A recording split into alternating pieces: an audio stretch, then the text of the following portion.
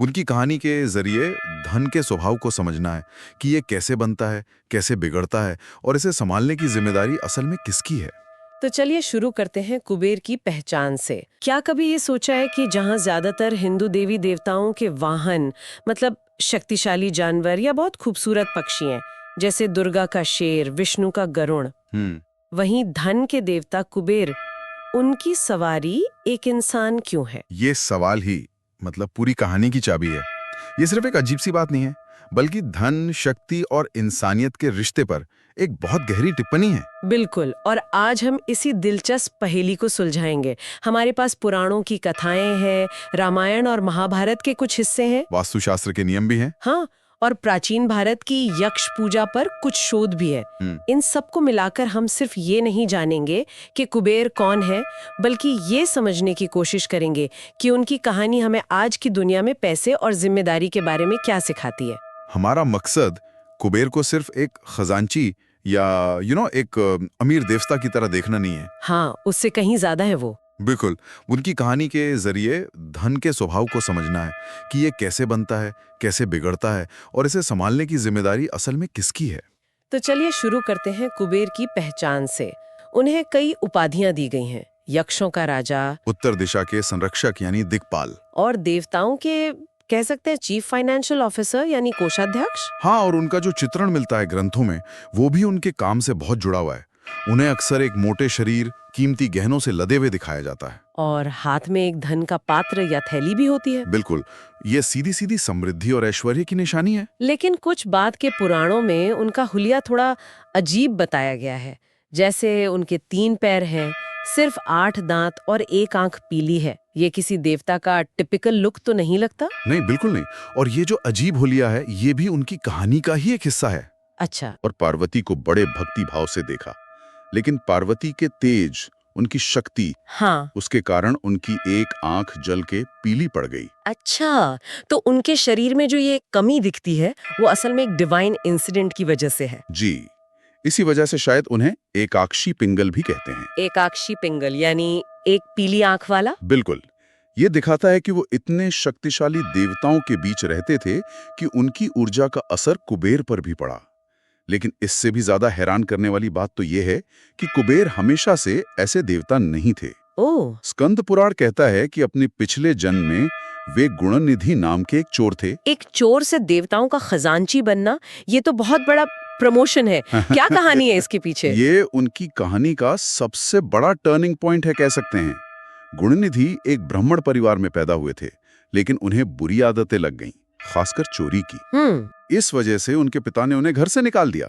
और वो भटकते भटकते एक रात एक शिव मंदिर पहुंचे होंगे, शायद कुछ खाने पीने की तलाश में। हाँ, उनका इरादा तो प्रसाद चुराने का ही था। वो मंदिर में घुसे तो देखा कि वहां एक पुजारी सो रहे हैं। अच्छा। अब पुजारी की नजर से बचने के लिए गुणनिधि ने जो जलता हुआ दीपक था, उसके सामने अपना अंगोछा फैला दिया। अच्छा। ताकि उसकी रोशनी छिप जाए और वो अंधेरे में चोरी कर सके। लेकिन हुआ इसका ठीक उल्टा। हाँ, अनजाने में ही सही, उसने हवा के झोंके से उस दिए को बुझने से बचा लिया। मतलब एक गलत इरादे से किया गया काम भी एक अच्छा नतीजा दे गया। और भगवान शिव ने इसी बात को देखा। कहानी आगे बढ़ती है कि पुजारी ने उसे पकड़ लिया और उसी हाथापाई में गुणनिधि की मौत हो गई। ओह। जब यमदूत उसे लेने आए तो शिव के दूत भी वहां आ गए। उन्होंने कहा कि शिव ने गुणनिधि के इरादे को नहीं, बल्कि उसके कर्म के अंतिम परिणाम को देखा है। कि उसने अनजाने में ही सही पर मेरे मंदिर का दिया बुझने से बचाया। ये कर्म के सिद्धांत का एक बहुत ही दिलचस्प उदाहरण है, इंटेंट वर्सेस एक्शन। बिल्कुल, और इसी एक काम से खुश होकर शिव ने न केवल उसे माफ कर दिया, बल्कि अगले जन्म में उसे देवताओं का धन का संरक्षक बनने का आशीर्वाद दिया और कुबेर की उपाधि दी। ये कहानी हमें धन और जिम्मेदारी के हमारे मुख्य विषय पर वापस लाती है। ये दिखाती है कि धन का अधिकार पाने से पहले इंसान का चरित्र सुधरना कितना जरूरी है। सही कहा। और इसी बात से हम अपने शुरुआती सवाल पर वापस आते हैं कि कुबेर का वाहन इंसान क्यों है। अब ये और भी ज्यादा महत्वपूर्ण लगता है। हाँ, कथा के अनुसार जब देवताओं की सभा में ये सवाल उठा तो ब्रह्मा जी ने समझाया कि धन अपने आप में बेजान है। उसकी कोई कीमत नहीं होती जब तक कोई इंसान उसे किसी काम में न लगाए।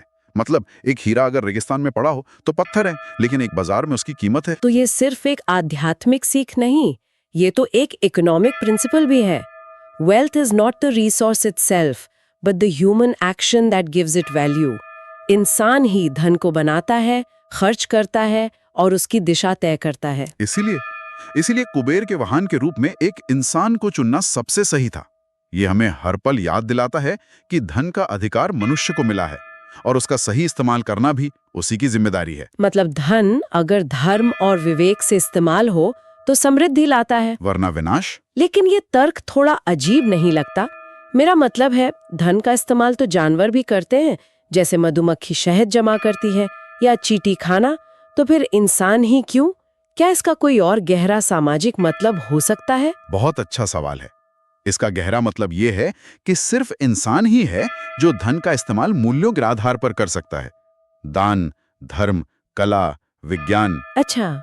जानवर सिर्फ जरूरत के लिए जमा करते हैं। इंसान जरूरत के अलावा अपनी इच्छाओं, महत्वाकांक्षाओं और यहाँ तक कि विनाश के लिए भी धन का इस्तेमाल कर सकता है। हाँ, सही बात है। इसीलिए जिम्मेदारी का बोझ भी उसी के कंधों पर है। ये बहुत गहरा विचार है।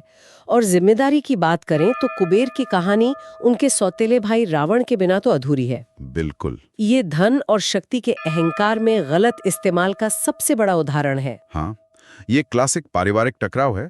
दोनों के पिता एक ही थे, महर्षि विश्रवा, लेकिन कुबेर की मां इल्वीडा थी और रावण की मां कैकसी, जो एक राक्षसी थी। स्वभाव में भी दोनों में जमीन आसमान का फर्क था, है ना? बिल्कुल।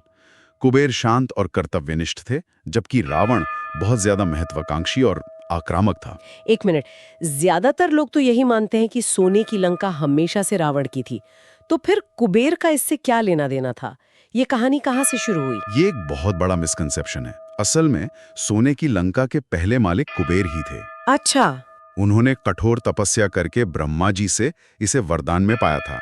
साथ ही उन्हें पुष्पक विमान भी मिला था, जो मन की गति से कहीं भी जा सकता था।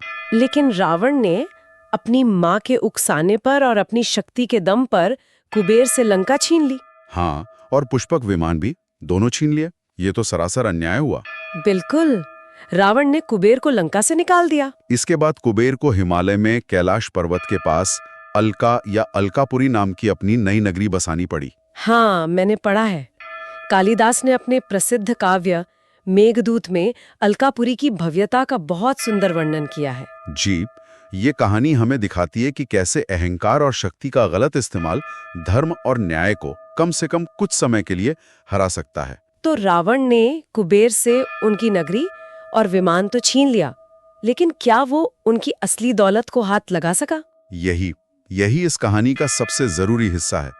रावण ने भौतिक संपत्ति छीन ली, लेकिन वो कुबेर की असली दौलत नहीं छीन सका। आपकी असली दौलत से क्या मतलब है? क्या आप उन 9 निधियों की बात कर रहे हैं जो उन्हें शिव से मिली थी? बिल्कुल। ये 9 निधियां सिर्फ सोना, चांदी या हीरे जवाहरात नहीं हैं। ये धन के अलग अलग स्वरूपों और गुणों का प्रतीक हैं। अच्छा। हर निधि का मालिक पर एक खास असर होता है, जो ये बताता है कि पैसा हर किसी के लिए एक जैसा नहीं होता और वो हमारे स्वभाव को बदल सकता है। ये तो बहुत दिलचस्प है।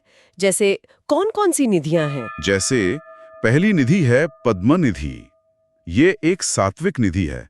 जिसके पास ये होती है वो दान पुण्य करता है, सोने चांदी का व्यापार करता है और उसका धन उसकी कई पीढ़ियां तक चलता है। और इसके ठीक विपरीत भी कोई निधि होगी, तामसिक? हाँ, जैसे मकर निधि। ये तामसिक गुणों वाली है। इसका मालिक हथियारों का संग्रह करता है, योद्धाओं जैसा होता है और हमेशा शासन और सत्ता से लड़ने के लिए तैयार रहता है। वो धन का उपयोग अपनी ताकत बढ़ाने के लिए करता है। सही पकड़ा। मैंने कच्छप निधि के बारे में भी पढ़ा है, जिसके बारे में कहा जाता है कि इसका मालिक बहुत कंजूस होता है। सही पढ़ा। कच्छप यानी कछुआ, जो सब कुछ अपने कवच में छिपा लेता है। इस निधि का मालिक न तो खुद धन का इस्तेमाल करता है, न किसी और को करने देता है। वो बस एक सांप की तरह उस पर बैठकर उसकी रक्षा करता रहता है। हाँ, ये तो आज के जमाने के होर्डर्स जैसा लगता है, जो बस चीजें जमा करते रहते हैं पर उनका कभी इस्तेमाल नहीं करते। तो ये एक मनोवैज्ञानिक स्थिति भी है। आप इसे बिल्कुल सही समझ रही हैं। ये निधियां असल में धन को लेकर इंसान के अलग अलग साइकोलॉजी टाइप्स को दर्शाती हैं। और सबसे अप्रत्याशित है खर्व निधि। इसे मिश्रित निधि कहते हैं, क्योंकि इसमें बाकी सभी निधियों के गुण होते हैं। तो इसका मालिक? हाँ, इसलिए इसका मालिक कभी बहुत बड़ा दानी बन सकता है तो कभी बहुत बड़ा कंजूस। उसका स्वभाव बिल्कुल अनप्रेडिक्टेबल होता है। तो कुबेर सिर्फ धन के रक्षक नहीं है, बल्कि वे धन के मनोविज्ञान को भी समझते हैं। ये निधियां हमें सिखाती हैं कि धन खुद में न्यूट्रल है। ये धारक के स्वभाव को या तो निखारता है या बिगाड़ देता है। और यही बात कुबेर की पूजा और मान्यताओं को आज भी प्रासंगिक बनाती है, खासकर वास्तुशास्त्र में। हाँ, वास्तु में घर की उत्तर दिशा को कुबेर का स्थान माना जाता है। कहा जाता है कि इसी दिशा से घर में पॉजिटिव एनर्जी और समृद्धि आती है। इसीलिए वास्तु विशेषज्ञ कहते हैं कि इस दिशा में जूते चप्पल, कूड़ेदान या भारी सामान ये सब नहीं रखना चाहिए। इसके पीछे का तर्क ये है कि ये चीजें ऊर्जा के प्रवाह को एक तरह से ब्लॉक करती हैं। उत्तर दिशा को खुला, साफ और हल्का रखने की सलाह दी जाती है ताकि समृद्धि बिना किसी रुकावट के घर में आ सके। मतलब एक तरह से अपने घर में धन के लिए एक स्वागत भरा माहौल बनाने जैसा है। बिल्कुल। और पूजा पाठ में भी कुबेर के मंत्रों का जाप बहुत प्रचलित है। ये मंत्र सिर्फ एक प्रार्थना नहीं बल्कि एक तरह के फाइनेंशियल एफर्मेशंस है ना? बिल्कुल। जैसे एक प्रसिद्ध मंत्र है, ओम यक्षाय कुबेराय विश्रवणाय धन धन्याधिपते धन धान्य समृद्धि में देही दापे स्वाहा। अगर हम इसके शब्दों को तोड़कर देखें तो इसका गहरा अर्थ समझ आता है। वैश्रवणाय या धन्याधिपते का क्या महत्व है इसमें? वैश्रवणाय उनके पिता विश्रवा का संदर्भ है, जो उन्हें एक ऋषि वंश से जोड़ता है, यानी ज्ञान और धर्म से। और धन्याधिपति का अर्थ है धन और अनाज के स्वामी। अच्छा, सिर्फ धन नहीं, अनाज भी? हाँ, ये दिखाता है कि प्राचीन भारत में समृद्धि का मतलब सिर्फ सोना चांदी नहीं बल्कि कृषि और भोजन की प्रचुरता भी थी।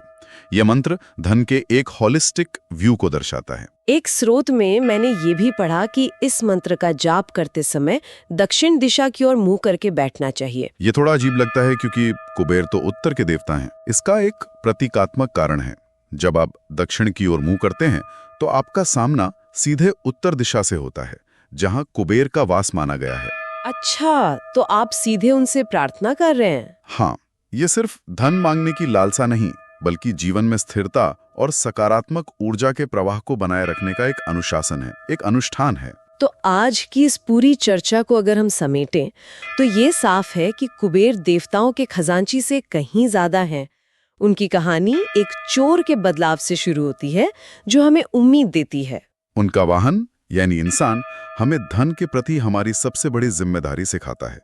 रावण के साथ उनका संघर्ष, हाँ, वो हमें अहंकार और शक्ति के गलत इस्तेमाल के परिणामों से सावधान करता है।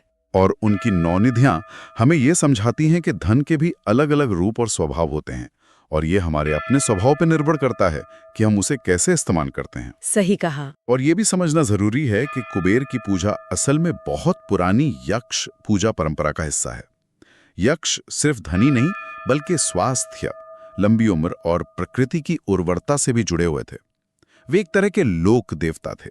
इसी से जुड़ी एक बहुत ही रोचक बात हमारे स्रोतों में सामने आई।